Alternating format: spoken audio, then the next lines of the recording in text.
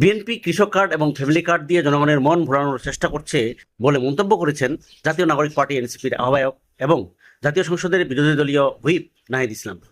তিনি বলেছেন, এই কার্ড দিতে গিয়ে বিএনপির তেল ফুরিয়ে গেছে, জ্বালানি ফুরিয়ে গেছে, অথচ মন্ত্রীরা সংসদে বলছেন জ্বালানির সংকট নেই।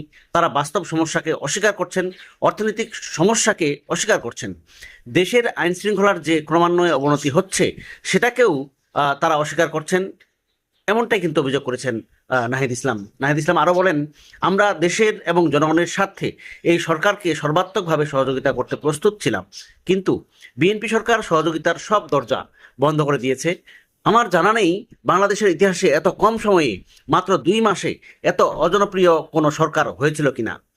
এই সরকার গত 2 মাসে যে পরিমাণ অজনপ্রিয় হয়েছে, আমরা জানি না আগামী 6 মাস পর এই সরকারের কি হবে। এই সরকারের ভবিষ্যৎ নিয়ে তিনি সন্দেহ প্রকাশ করেছেন। শনিবার সোহরাওয়ার্দী উদ্যানে জামায়াতে ইসলামী আয়োজিত সমাবেশে নাহিদ ইসলাম এসব মন্তব্য করেছেন। দর্শক, এ বিষয়ে আপনার কোনো মন্তব্য থাকলে কমেন্টসে জানান। ধন্যবাদ।